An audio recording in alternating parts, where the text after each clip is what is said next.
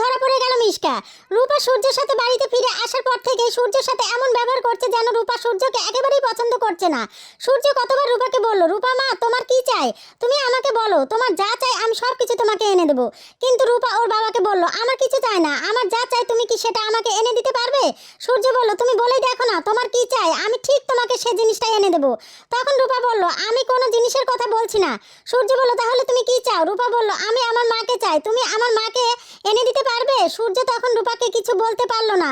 তারপর রূপা যখন খাবার টেবিলে বসে কিছুই খাচ্ছে না, শুধু বলছে আমাকে রুটি আর আলু ভাজা দাও। তখন সূর্য বলল, এত ভালো ভালো খাবার রেখে তুমি শুধু রুটি আর আলু ভাজা খাবে কেন? রূপা তখন বলল, যদি আবার আমাকে তুমি আর দিদিভাই মিলে এই বাড়ি থেকে তাড়িয়ে দাও তখন তো আমি এইসব ভালো ভালো খাবার পাবো না, তাই আমি এই বদভ্যাসগুলোও করবো না। তারপর রাতে শোবার সময় সূর্য বারে বারে রূপাকে বলল, রূপা মা তুমি আমার কাছে এসো, আমি আর তুমি এক জায়গাতেই শুবো।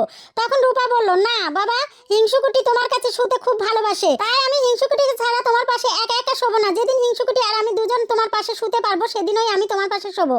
এখন আমি আমার আর হিংসুকুটির ঘরে শোবো।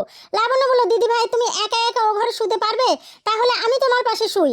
রূপা বলল, কাউকে আমার পাশে শুতে হবে না, আমি একাই শোবো। তখন সূর্য লাবণ্যকে বলল, মা ও যখন একা একা শুতে চাচ্ছে তখন ও শুক, আমি তো আছি, আমি মাঝে মাঝে ওকে গিয়ে দেখে আসবো।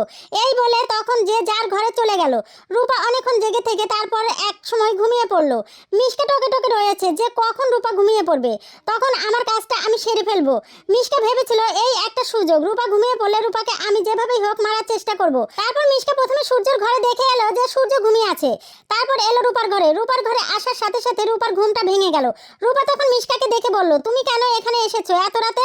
মিশকা রূপাকে বলল, আমি তোকে মারতে এসেছিলাম কিন্তু তুই তো জেগে পড়লি, তারপরেও আমি তোকে শেষ করে দেবো। ওদিকে মিশকা যখন সূর্যের ঘরে উকি দিয়েছিল সূর্য ঘুমিয়ে আছে কিনা দেখার জন্য, তখন সূর্যের মনে হলো কে যেন একজন আমার ঘরে উকি দিল। সূর্য আর এক মুহূর্ত দেরি না করে ভাবলো রূপা নয় তো। এই ভেবে সূর্য তাড়াতাড়ি রূপার ঘরের দিকে আসলো। এসে দেখে মিশকা রূপাকে বলছে, তোকে আজ হলেও আমি শেষ করে দেবো, কাল হলেও আমি শেষ করে দেবো, আর সেই সাথে তোর হিংসুকুটিকেও শেষ করব। আর তোর মা তো এমনিতেই মরে যাবে, কারণ তোর মাকে আমি যে ইঞ্জেকশন দিয়েছি তাতে করে তোর মা আর বেশি দিন বাঁচবে না। সূর্য এই কথা শোনার সাথে সাথে মিশকা বলে চিৎকার দিয়ে ঘরের ভিতরে ঢুকলো। মিশকা ও সূর্যকে দেখে একেবারে হতভম্ব হয়ে গেল। তখন সূর্য মিশকাকে বলল, তুই এই ঘরে কেন এসেছিস? মিশকা বলল, এমনি এসেছি রূপাকে দেখার জন্য। সূর্য বলল, তুই রূপাকে দেখতে এসেছিস না ওকে মারতে এসেছিস? আমি সবটা শুনে ফেলেছি। তুই কি ভেবেছিস আমার মেয়েকে ফেলে রেখে আমি সারা রাত ঘুমাবো? এখন দেখ তোর ব্যবস্থা আমি কি করি, তোকে আমি পুলিশে দেবো। রূপা তখন দৌড়ে গিয়ে সূর্যকে জড়িয়ে ধরলো আর সূর্যের সাথে সাথে পুলিশে কল দিল। পুলিশ আসার পর সূর্য মিশকার কথাগুলো সব পুলিশকে জানালো, সাথে রূপাও বলল। তখন পুলিশ মিশকাকে ধরে নিয়ে চলে গেল।